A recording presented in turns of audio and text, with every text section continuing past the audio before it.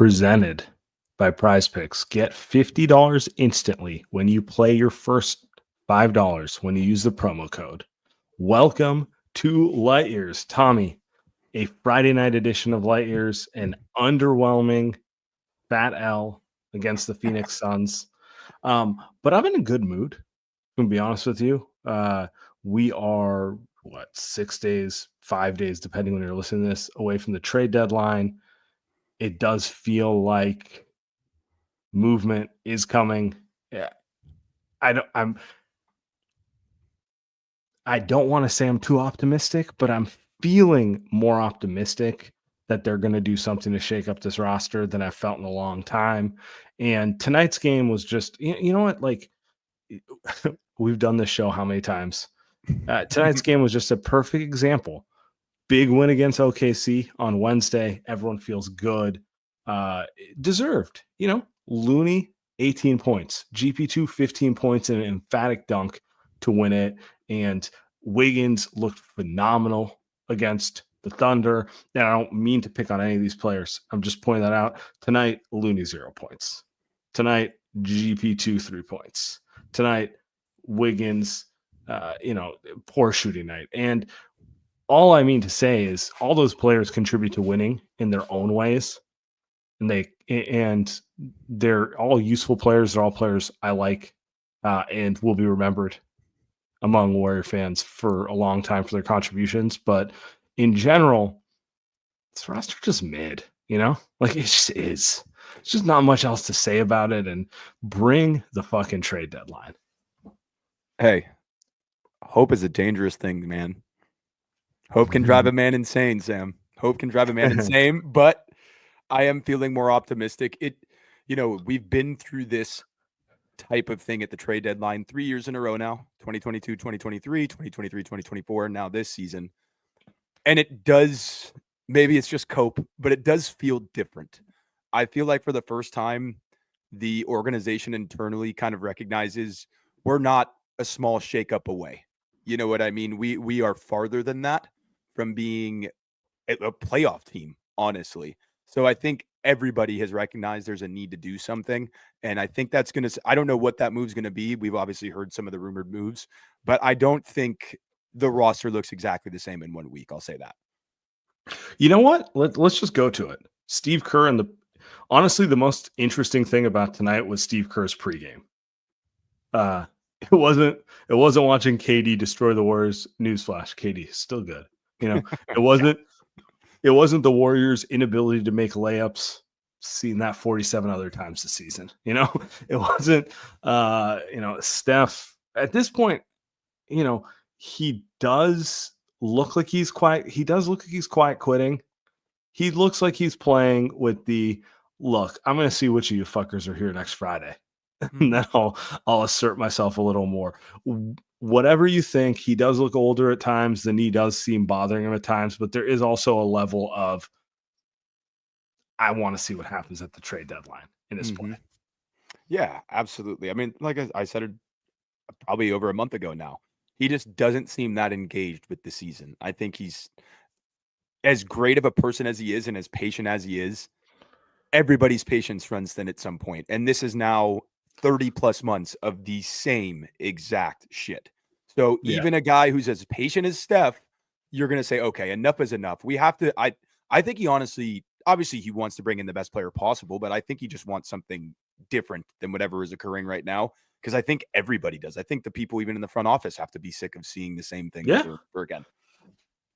We heard a lot in the early season about how they're trying to replicate 2022. 2022 is the formula, whatever you want to call it. Like we want that. And I think if you watch this team, they're at a point where it's like, no, we need talent. Fuck a formula. Like we need to get an infusion of basketball talent, a guy who can actually bend a defense and change the way we are guarded. And then we'll figure out what the formula is. Right. Like no more of this, like we need another Otto Porter, although, I'd always like an Otto Porter, we need a new Jordan Poole. Like, no, you just need to get talent through the door and then figure out what you need from there. And I feel like that dovetails to what Steve Kerr said in pregame, which I'm going to play right now. I I haven't heard Steve talk like this, honestly, in the last 3 years. So I think it's worth playing real quick.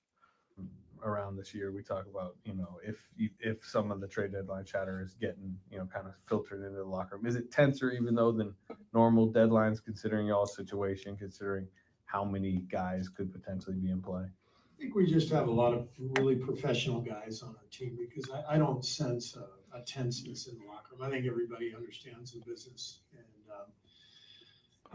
it's the hardest part of this business when you grow attached to people and then, people move on, whether it's, trade, free agency, coaches getting fired. There's just, you build these relationships that are really intimate because you've gone through the fire together every day, and then all of a sudden people are gone. It's bizarre. And then I think the hardest thing for the players is that we ask them to be loyal and to give everything they have for the group, for the team. Before I get to the rest of the quote, just phenomenal grandstanding. I didn't realize I teed it up that far back. Just part of it, but this is honestly why Steve is loved by players, and he does control a locker room. Like, he is empathetic to the plight of a player, which is like, you're not performing, you're about to get traded, move your whole family. Yeah, I mean, he's been through it as a player. He understands how it works, and that's why it's important that like NBA coaches or NBA players become coaches. Sure, But sure. let's listen to Let me- the rest of what he said. Because that's the job.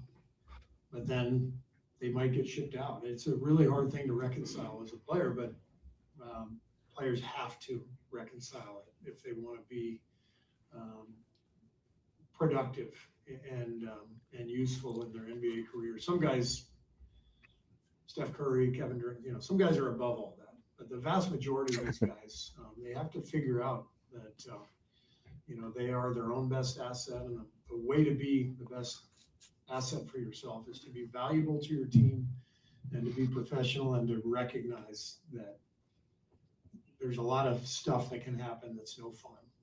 And that's part of the job. And it's difficult, but it's something that the pros, the vets on the team, they understand that and they deal with it. Enough talent to compete like at a playoff level? Oh, we do. I think we've shown that, but we've also shown that we don't have enough to separate ourselves from the rest of the West. And so I think the point is, we're not in a position where we can just say, no, we're good. Let's stand pat.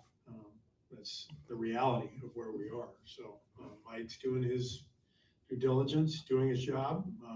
If there's something that makes sense, he's going to do it. I don't think I've recalled Steve talking that implicitly about it over the last 3 years. He's always going to have his players' backs.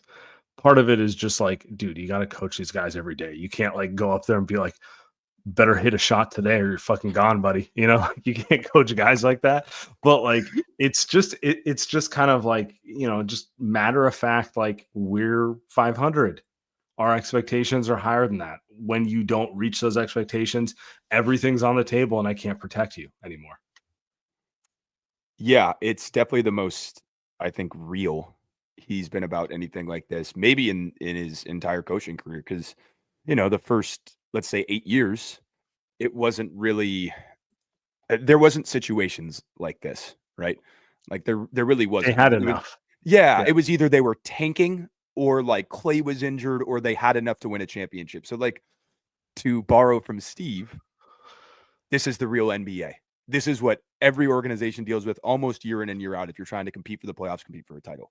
I was watching the game, the first half, at least. I was at a buddy's place for a barbecue and I saw the Chiron, ESPN had a Chiron on that said, we don't have enough to stand pat, or whatever Steve's quote was. And I hadn't heard this quote yet. And I was shocked. I couldn't believe my eyes when I read it.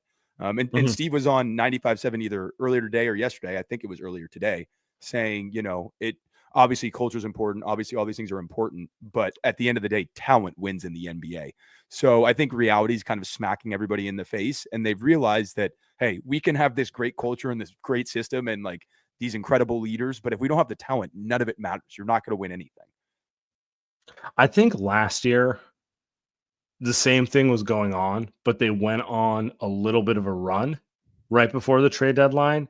And I think all the decision makers were kind of like, nothing out there is a slam dunk obvious. And, we can debate it. Like, they should have got Siakam. They should have maybe got Zach Lavine. Like all this stuff out there, but like the vibes were good and they wanted to see if they could will it through culture and development. And we all know how last year ended. And they go into this offseason and they tried to get Paul George. They tried to get Larry Markkinen. Those were real efforts. They failed, but they really did try. And so they did the same thing going into this. All right, we're going to do the best we can with what we have. We have a deep roster. It's not a top-heavy roster, but we have a lot of players. We have 12 NBA players, which, like, it's true. They do have guys who would play on a lot of teams. Yeah. Maybe not in the roles that the Warriors have, but they have a lot of guys. And, it's kind of left them at the same place they were at last deadline, same place they were at the deadline before. And just hearing the quotes out of the organization, I think there's just kind of a realization to it. Like, there's only so many scheme adjustments one can make. There's only so many different speeches Steph can give, at halftime. Like, at a certain point, like, you kind of are what you are. You have one superstar and you have a bunch of journeyman role players.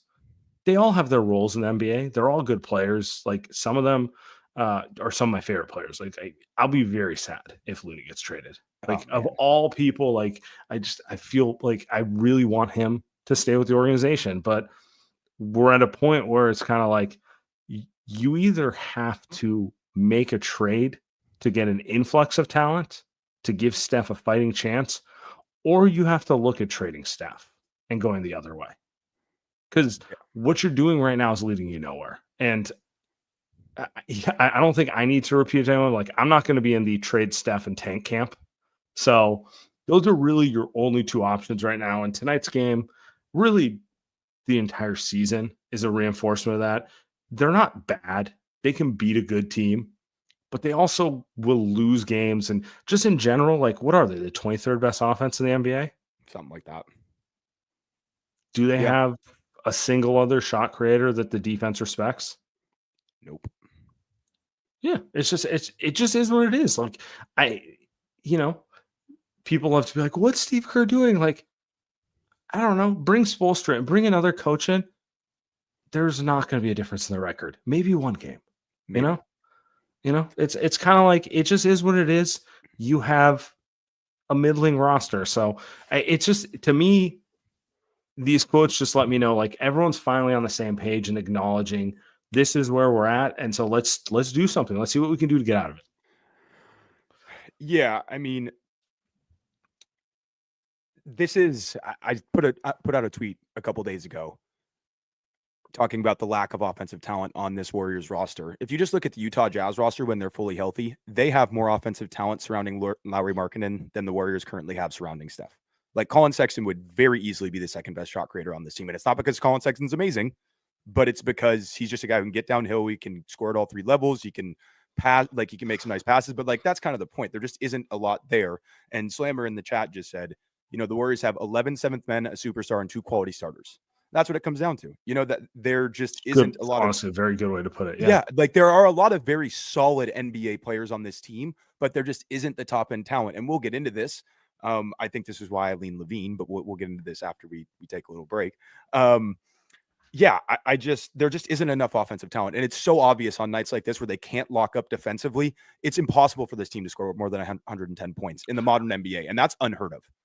I don't even think they played particularly bad defense today. I think they actually defended Phoenix reasonably well. But at a certain point, if you can't score, the effort's going to wane.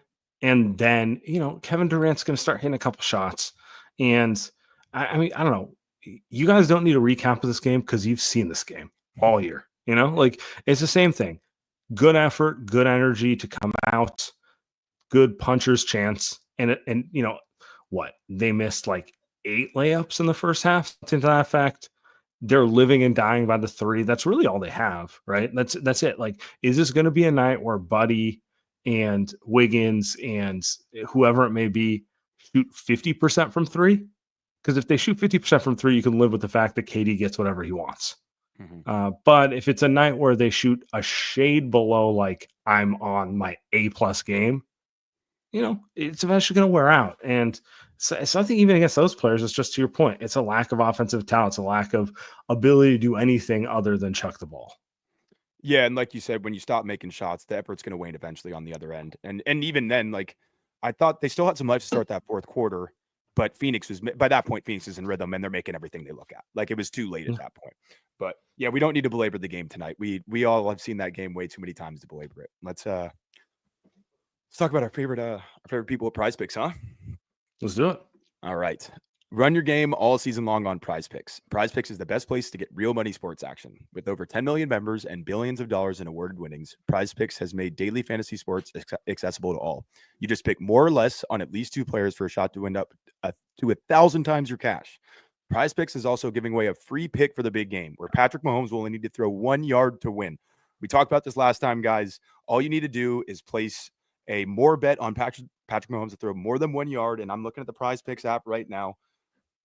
Saquon's line right now for rushing plus receiving TDs is 0.5. So all Saquon has to do is score a TD. That feels like an easy more to me. And then I'm probably going to look at Travis Kelce over or more than 63.5 receiving yards. I feel like big game, Kelsey's going to show up. And look, it's a Super Bowl. You can't be betting less than. You got to be betting more than. You want as much action as possible.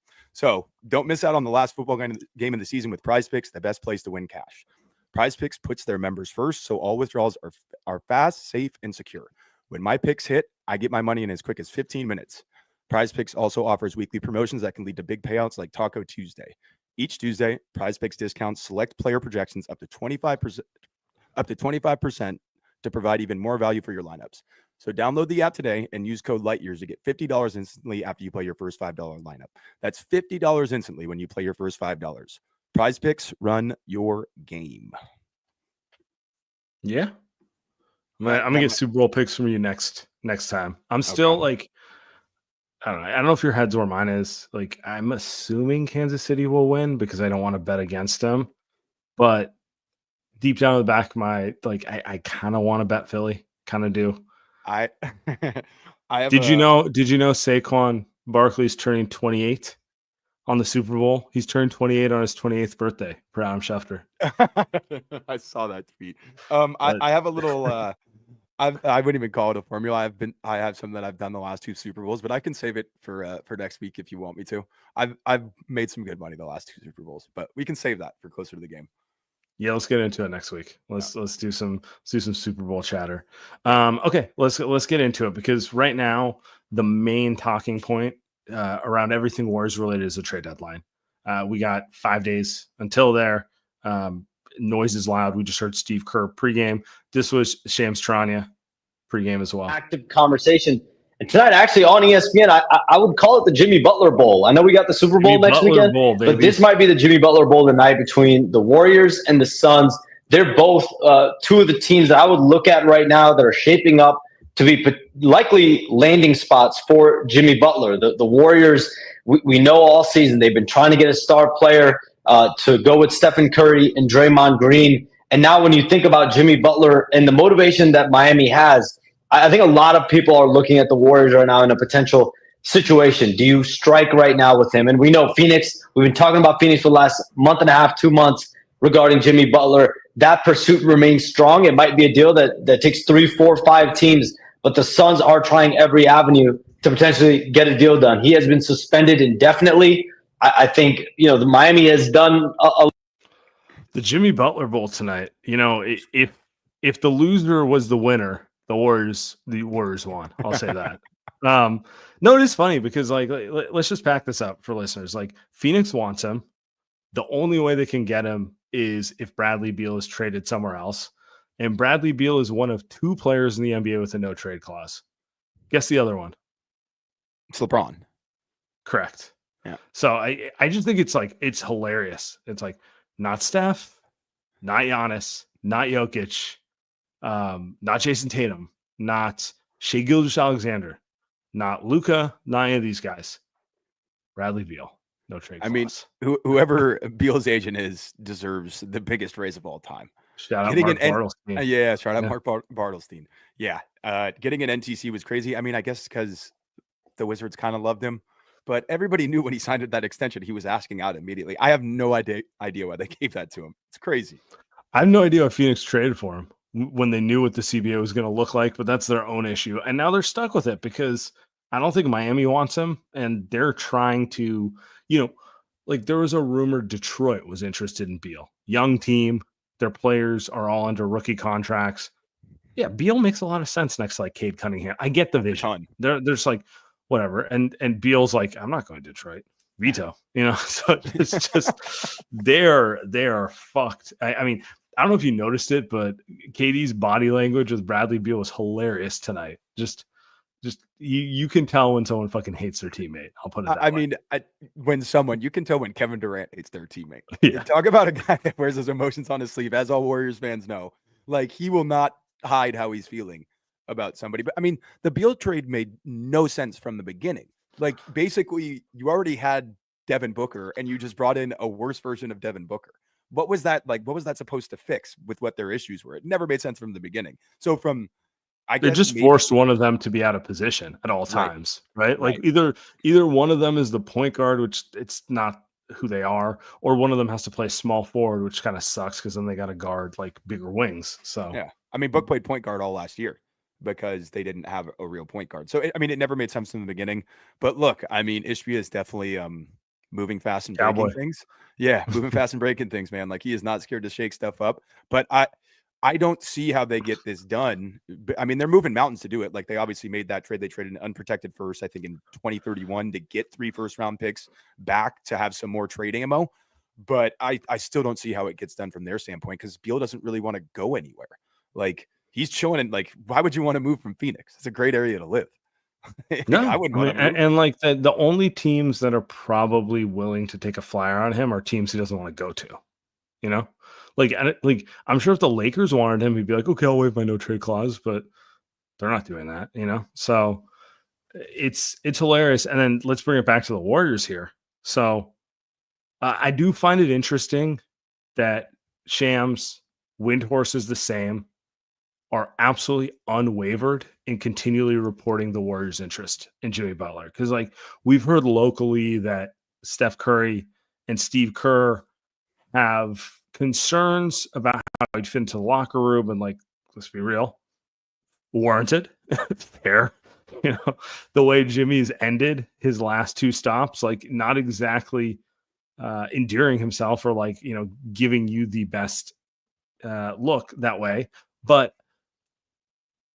I don't think Shams is throwing it out there if he doesn't feel confident if the Warriors are looking at it. Like, do you feel like the whole Warriors are worried about the locker room fit or the whatever you want to call it is a smokescreen?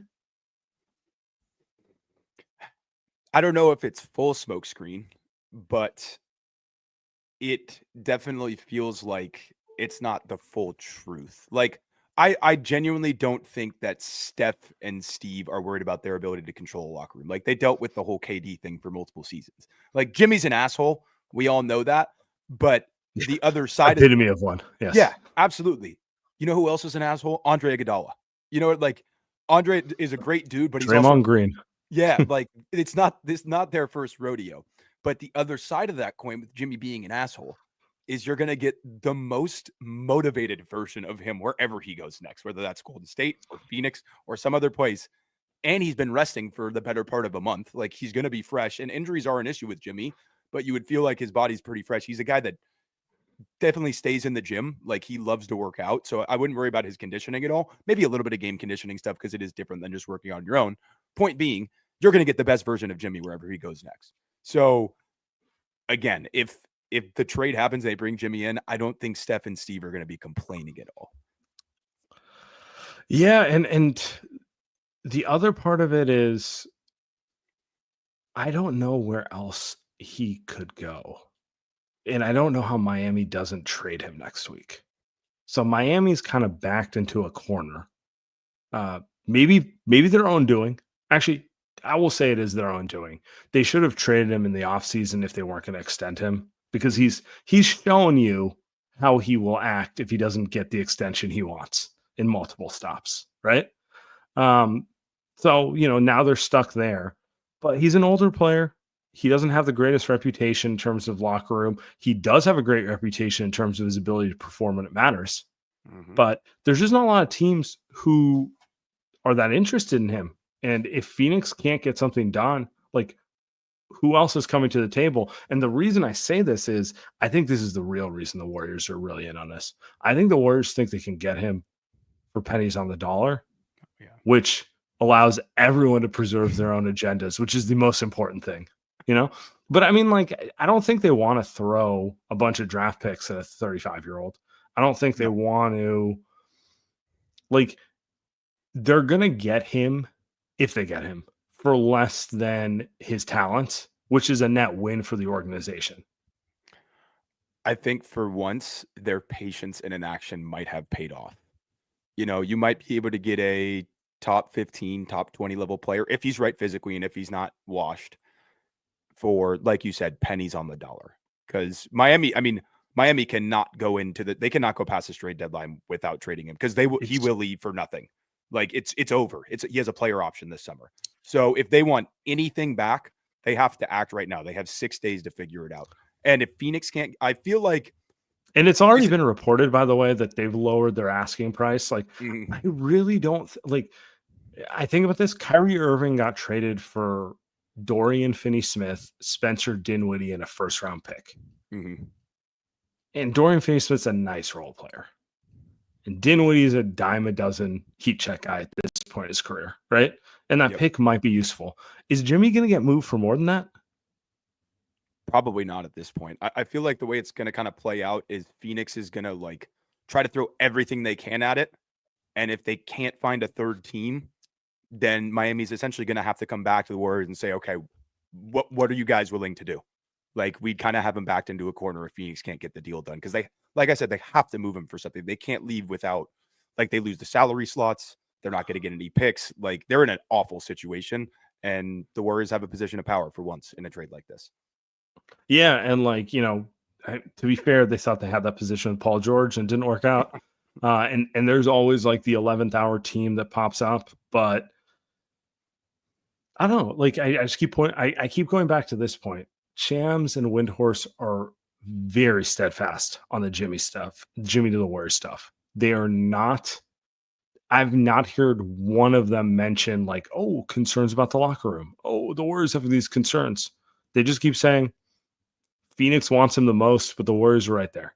That's all they keep saying. Again, take it for what it's worth. But, you know, there's so much noise out there. Like, dude, you log on to Twitter, there's like 10 insiders telling you what they're hearing. But when I really sift away at all the noise to people who are generally reliable on this, those two, they're not saying he's going to the Warriors. They're just reporting like they're trying and they're right there. And this is setting up in a situation that could be advantageous for them. Yeah, absolutely. And those are obviously two of the most trusted guys in the game. And I think Warriors fans would tend to roll their eyes at Windhorst because of all the Cavs stuff, the LeBron connections, what have you. But number one, Windhorst is in a way like distanced himself for LeBron. He's not LeBron's like reporter anymore in any way, shape, or form.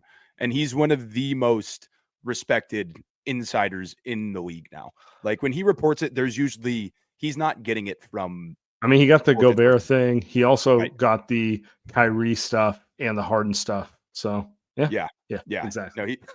he's one of the best out there. He really is. I've come to love Wendy. He's awesome. He's one of the best NBA personalities out there. Let's do some Via though, huh? These guys are my favorite.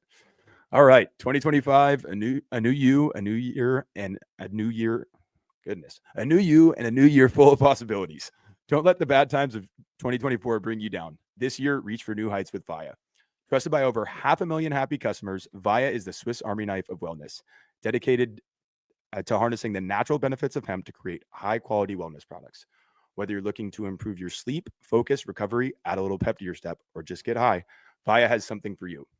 With products ranging from 0 to 100 milligrams of THC, Via gives you the power to blaze your own trail.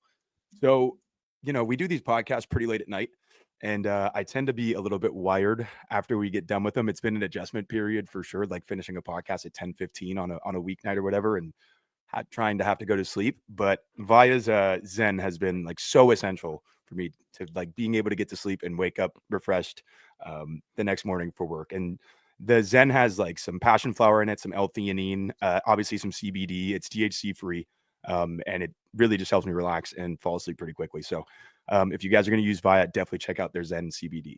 So if you're 21 plus, check out our link to Via's website in the description and use code LIGHTYEARS for 15% off. That's code LIGHTYEARS for 15% off. And if you're new to Via, you get a gift free of choice. All you have to do is after you purchase, just tell them where you heard about us. And that's the best way to support our show. So we really appreciate it if you guys do that. This year, enhance your everyday with Via. And guys, you've heard me talk about them, but body spec. So it's really simple. You guys want to find out what's going on inside of your body? You got to get a DEXA scan. DEXA scan is a highly accurate way of measuring your body's composition. So your body fat percentage is probably the most famous one that people are curious about. You hear about athletes, NFL Combine, Senior Bowl is going on right now, and it's like, oh, this guy's 246% body fat. I'm just like, that's not humanly possible. But then I get curious about my own, on top of it. So the DEXA scan, you get your body fat percentage, lean muscle mass, visceral fat, the fats around your organs, all the stuff that really matters in setting your fitness journey, more so than when you stand on the scale in general. And the thing about body spec is you can get a DEXA scan for only $45 with the code LIGHTYEARS45. So if you're in the Bay Area or LA, go to bodyspec.com, LIGHTYEARS45, get a DEXA scan for $45. They have mobile vans that will come to you. This usually costs $300. It's the best value possible.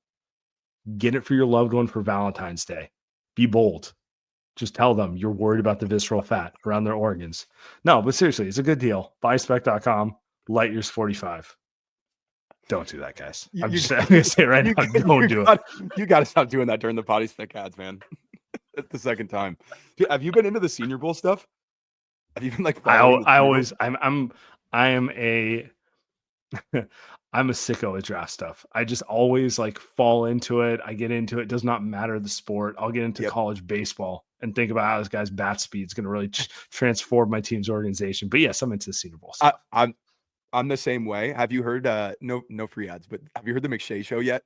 Have you heard he's been doing unbelievable Senior Bowl coverage? It's like the best. I've not yet. I haven't been consumed. I've literally just been watching on NFL Network the workouts, which is great. Just watching guys do one-on-one drills. It's like, oh, look at that bend. Oh, just getting into it. I'm just like, oh, that's great. By the way, this is where the Warriors season is at. We're talking about the Senior Bowl. Exactly. We need to figure out how to get here. Yeah. So we're talking Jimmy Butler. The other really popular rumor around the Warriors is Zach Lavine. That one is less sourced, honestly. That one, like, we know the Bulls are exploring everything. That is sourced. There's been some light reporting that the Warriors are interested in him. Not on the ESPN level. Take that for what you want, And I'm just calling it out there, right? Shams did mention his name today. He did. But it has not been as loud as the Jimmy stuff. No. Now, part of that is just because the Jimmy situation is dramatic. Right? In fact, maybe that's the whole thing. Maybe it's just because Jimmy's dramatic. He's a big name. It's going to dominate the headlines in that way. But the Warriors do get mentioned around Zach Lavine. So I got to get your thoughts on it. Let's say the Warriors can get Jimmy for a cheaper price than they can get Zach Lavine. God, the more I think about the Zach Lavine fit, I just can't get over it. I just think there's less work to do afterwards. If you get Zach, and not even necessarily for this year, I think just moving forward, there is less to do. Like, because he is 29. Like, objectively speaking, if you were to tell me who do you want to put around Steph Curry, the first thing in my head is like someone who's probably between 25 and 30, someone who's not in Steph's age range, someone who's a little younger than him. 2 years. I think it's 2 years of team control after this year, because this summer it was nobody wanted to take on the 3 for 178. It'll be 2 more years of team control, especially with the foot injury at the time. Yeah. Yep. And his deal aligns with Steph's. Their deals would expire at the same time. So, if you're thinking from Joe Lacob's standpoint, clean books in 2027, like, it works out perfectly. But I just think, again, there is less work to do around the rest of the roster. If you get, because in my opinion, like, Zach is as good of a scorer as anybody in the league. That's not like the absolute top tier. Like you have the guys who are in contention for a scoring title every year, a Giannis, an SGA, a Jokic, like that level of guy. The next step, a Luka. The next step down is Lavine, Booker. Like he's on the same level as Booker as a scorer, in my opinion. Not necessarily a player. I think Booker's obviously a better player, and that's shown throughout the course of the last 7-8 years. But Lavine is that level of scorer, and I think if you put him in a better environment, he's able to do more of the small things because he's not, number one, he's not on a shitty organization, and number two, he just has more bandwidth to do more. So what do you make of the fact that, because I agree with you, I think talent wise he is as good a scorer in the league, like outside of the like Kevin Durant class. But I mean, he's been in the league 8 years. What has he accomplished? What exactly, like the question becomes, I'm trying to word this the correct way. He's a more talented offensive player than Jimmy Butler. Like just 3-level scoring, things he can do with the ball, he can do more. And yet every team Jimmy's been on has overperformed their talent level, mostly due to kind of his drive, his IQ. And every team Zach's been on just kind of floats to the 10 seed. Do you not worry about that at some point? Because, you know, the talent's not a question. Like, and to be clear, I would be happy with either on the Warriors. Like, they need an infusion of talent in one way or another. But doesn't Lavine feel like doubling down on kind of the problem the Warriors generally have, which is a lack of players who can actually drive home a win? It does. From that sense, yeah. But your bet is that you put him around Steph, you put him around Dre, a motivated Draymond Green, not the one that we've seen for the majority of the season. You put him with a guy he played for in Steve Kerr during the 2021 Olympics. Steve was an assistant on that team, and Steve came away very impressed with Zach's ability to understand what the game needed. He said that specifically. And what I would say is, look where he's been. Minnesota, before they were anything, when they were one of the worst franchises in sports. And when was the last time the Chicago Bulls cared about winning? 1998? I'm dead serious. I guess you can say 2011, but that's because they lucked into getting, at the time, a guy they had a year there. Yeah. And they had Tibbs, who's one of the most maniacally competitive guys in NBA history. And they lucked into getting a generational point guard who, obviously, Derrick Rose, injuries, all that stuff happened. But at the time, I mean, he's the youngest MVP ever. And he wasn't the best player in the league, but he was outstanding, obviously. So that was more just happenstance. But these aren't serious organizations that he's playing for. Now, does Zach have some part of that? Sure. But you're not bringing Are Zach the Warriors a serious organization? No. But I guess my only point is, do you feel like part of the Warriors' issues is a lack of leadership, like a lack of a-hole, like a lack of just someone who's going to stick it to their opponent limit? Like, it's not just talent, it's, look, Steph's out there on a bum knee, like kind of saying fuck it to a degree. Draymond's just not even playing right now. On some level, I wonder if they just need someone who can match kind of their apex energy, and it kind of has a downstream effect more than talent. I'm not saying I'm right on this. I'm just poking a hole because I know exactly where you're going with your fucking Zach Lavine fits the system and he can run a split cut take. I mean, it's more than that, though. I think if you put him in a winning environment, I think it looks better. And this, okay, it's not a winning environment right now, but at least you're around guys who know how to win. I mean, the thing is, there is proof of concept with a Zach Lavine type. It's Andrew Wiggins, right? Andrew Wiggins was a losing player, and that was thought of by everybody before he came to Golden State. And now you could say the issue is now you have Wiggins and Lavine on one team, and both those guys, you know, they can kind of float in and out of games. But I still have enough faith that if Steph and Dre and Steve believe in the talent that is present, they can pull the best out of them. And I think they would pull the best out of Zach. Does that guarantee a championship? Obviously not. But I think you would probably see the most motivated version, that whatever that looks like, it would be the most motivated version of Zach Lavine possible. I think it's interesting because I would argue Jimmy has the intangibles they need, but Zach Lavine has the actual skill set they need. Like, from just like offensively, he alleviates so many of their issues. It's like, oh, you have no one who can create a shot. This guy can. You have no one who can take advantage of Steph being double teamed. This guy can. every one of your guys is either a 3-point shooter or they go downhill. You have no one who can actually do both and make a decision. This guy can't. Like, he is a very clean fit skill set wise, but Jimmy, on the other hand, he checks every like kind of intangible box that this team needs. On top of like his playmaking is better than Zach's. Like, it just is. Jimmy's an outstanding playmaker.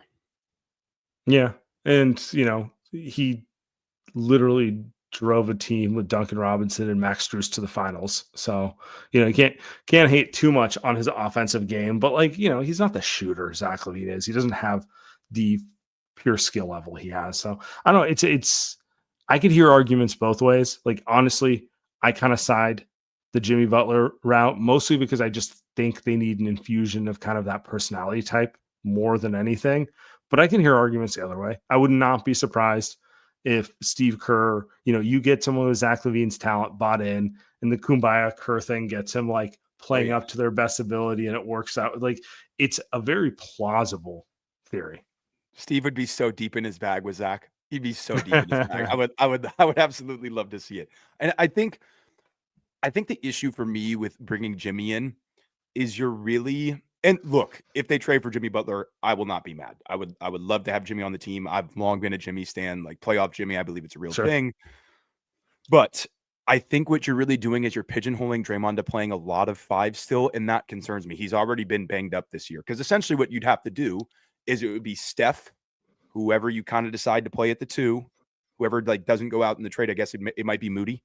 If they Moody would be probably the biggest beneficiary of Jimmy coming. Right, because you're probably moving Wiggins in that deal, so it'd be Steph, Moody, Kuminga, Jimmy, Dre, and that's putting a lot on Draymond's shoulders, putting a lot on Jimmy's shoulders.